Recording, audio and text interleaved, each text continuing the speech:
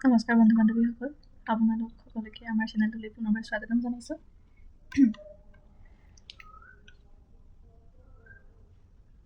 আমি এই ইউটিউব বিশ্লেষণৰ ক্ষেত্ৰখন একেবাৰে নতুন, সেয়েহে আমাৰ উপস্থাপনত যদি কিবা ভুল ভ্ৰান্তি হয় বা আপোনালোকে কিবা শুধৰণিৰ প্ৰয়োজন অনুভৱ কৰে তেন্তে অনুগ্ৰহ কৰি তলৰ কমেণ্ট ছেকশ্যনত আমাক নিশ্চয় জনাব, যাতে আমি পৰৱৰ্তী ভিডিঅ'সমূহত নিজকে শুধৰাই ল'ব পাৰোঁ। আমি প্ৰতিযোগিতামূলক পৰীক্ষাৰ বাবে প্ৰস্তুতি চলাওঁতে এটা কথা বাৰুকৈ লক্ষ্য কৰিছিলোঁ যে বৰ্তমানৰ দৈনিক বাতৰি বা কাৰেণ্ট এফেয়াৰ্ছৰ লগত ষ্টেটিক জিকে সংযোগ কৰি সুন্দৰকৈ বিশ্লেষণ আগবঢ়োৱা কোনো সঠিক চেনেল বিচাৰি পোৱাটো যথেষ্ট কঠিন, বিশেষকৈ অসমৰ বাতৰি কাকতসমূহৰ পৰিপ্ৰেক্ষিতত। এই অভাৱ পূৰণ কৰাৰ উদ্দেশ্যে মই আৰু মোৰ বন্ধুৱে এই প্ৰয়াস আৰম্ভ কৰিছোঁ, য'ত আমি অসম ট্ৰিবিউন কাকতৰ দৈনিক বাতৰিসমূহৰ লগত প্ৰাসংগিক ষ্টেটিক জিকে একেলগে আলোচনা কৰিম। আমাৰ এই প্ৰয়াস APSC আৰু অন্যান্য প্ৰতিযোগিতামূলক পৰীক্ষাৰ বাবে প্ৰস্তুতি চলাই থকা প্ৰাৰ্থীসকলৰ বাবে যথেষ্ট উপযোগী হ'ব বুলি আশা ৰাখিছোঁ। তেন্তে আহক পলম নকৰি আজিৰ বাতৰি কাকতৰ বিশ্লেষণ আৰম্ভ কৰোঁ।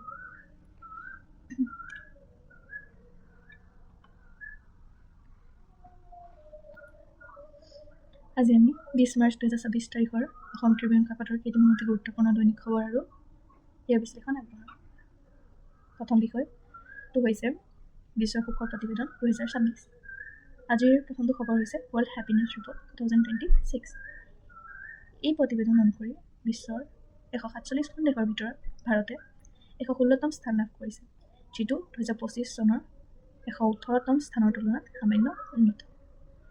ফিনলেণ্ড ক্ৰমাগত নৱমবাৰৰ বাবে পৃথিৱীৰ আটাইতকৈ সুখী দেশ হিচাপে পৰিগণিত হৈছে, আনহাতে 147তম স্থানেৰে আফগানিস্তান হৈছে আটাইতকৈ অসুখী দেশ। এই ৰেংকিং প্ৰধানকৈ জনমূৰি আয়, সমাজৰ সহযোগিতা, স্বাস্থ্যৱান জীৱনৰ প্ৰত্যাখ্যা, জীৱনৰ সিদ্ধান্ত লোৱাৰ স্বাধীনতা, উদাৰতা, দুৰ্নীতিৰ ধাৰণা আদি এই 6টা গুৰুত্বপূৰ্ণ কাৰকৰ ওপৰত নিৰ্ভৰ কৰে। আৰু ইয়াৰ লগতে আমি কিছুমান এই PDF-টোত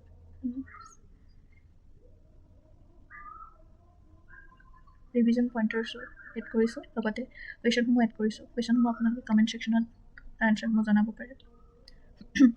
আহক আজিৰ দ্বিতীয়টো বিষয়লৈ আগবাঢ়োঁ। দ্বিতীয়টো বিষয় হৈছে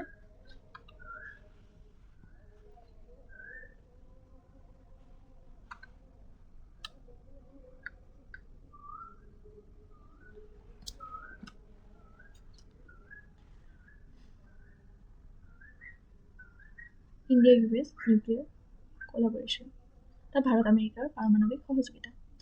আমাৰ দ্বিতীয়টো খবৰ হৈছে ভাৰত আৰু আমেৰিকা যুক্তৰাষ্ট্ৰৰ মাজত অসামৰিক পাৰমাণৱিক সহযোগিতাৰ বিষয়ে। শেহতীয়াকৈ ভাৰতত শান্তি নামৰ এখন নতুন আইন প্ৰণয়ন কৰা হৈছে, যিটো 1962 চনৰ পুৰণি পাৰমাণৱিক শক্তি আইন আৰু 2010 চনৰ অসামৰিক দায়বদ্ধতা আইন বাতিল কৰিছে। ইয়াৰ জৰিয়তে পাৰমাণৱিক শক্তি খণ্ডত ব্যক্তিগত আৰু বিদেশী বিনিয়োগৰ পথ মুকলি হ'ব। লগতে 2047 চনৰ ভিতৰত 100 গিগাৱাট পাৰমাণৱিক শক্তি উৎপাদনৰ লক্ষ্য পূৰণৰ ক্ষেত্ৰতো ই সহায়ক হ'ব।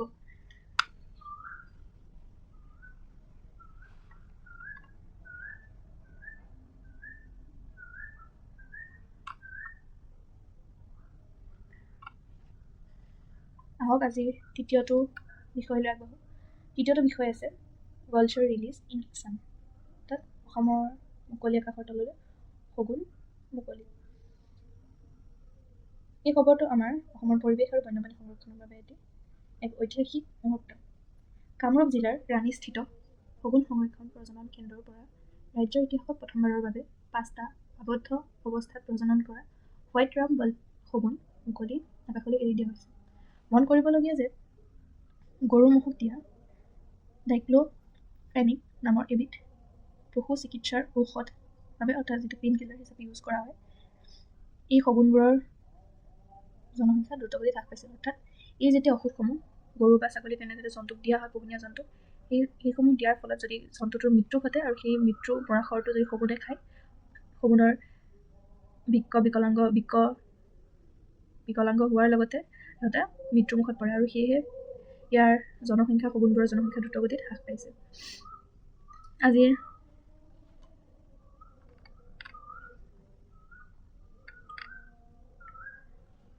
চতুৰ্থটো বিষয় হৈছে মণিপুৰ চেলিব্ৰেট চাজিবু চেৰাওবা। মণিপুৰৰ চাজিবু চেৰাওবা অৰ্থাৎ চতুৰ্থ খবৰটো হৈছে যে চুবুৰীয়া ৰাজ্য মণিপুৰৰ পৰা আহিছে, যিটো মেইটেই সম্প্ৰদায়ৰ নৱবৰ্ষ উৎসৱ বুলি চাজিবু নংমা পানৱা চেৰাওবা উৎসৱ পালন কৰা হয়, আৰু সেইটো হৈছে তেওঁলোকৰ নৱবৰ্ষৰ উৎসৱ। এই উৎসৱটো মাৰ্চ বা এপ্ৰিল মাহৰ পৰা এই উৎসৱ মাৰ্চ বা এপ্ৰিল মাহত পালন কৰা হয়। এই উৎসৱৰ জৰিয়তে পৰিয়ালৰ একত্ৰীকৰণ, বয়োজ্যেষ্ঠসকলক সন্মান জনোৱাৰ লগতে সৌভাগ্যৰ প্ৰতীক হিচাপে পাহাৰ বগোৱাৰ দৰে পৰম্পৰাসমূহ পালন কৰা হয়। আৰু ইয়াতে কিছুমান আমি কি ফেক্টৰ্ছ দিয়াৰ লগতে কিছুমান টেক্সট ডিছক্ৰিপশ্যনো প্ৰদান কৰি লৈছোঁ, যিসমূহ আপোনালোকে কমেণ্ট ছেকশ্যনত কমেণ্ট কৰি জনাব পাৰে। আহক আজিৰ চতুৰ্থটো বিষয়লৈ আগবাঢ়োঁ। ক্ষমা কৰিব, আজিৰ পঞ্চমটো বিষয়লৈ আগবাঢ়োঁ।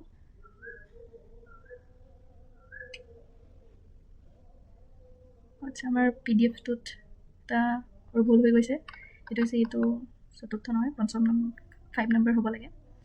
আৰু আজিৰ পঞ্চমটো বিষয় হৈছে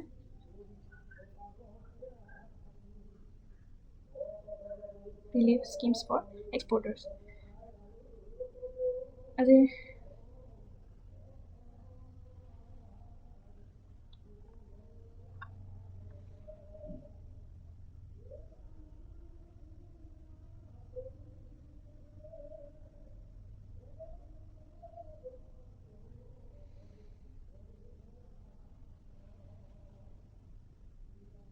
শেষৰটো গুৰুত্বপূৰ্ণ খবৰ হৈছে যে কেন্দ্ৰীয় চৰকাৰৰ 497 কোটি টকীয়া ৰিলিফ আঁচনি।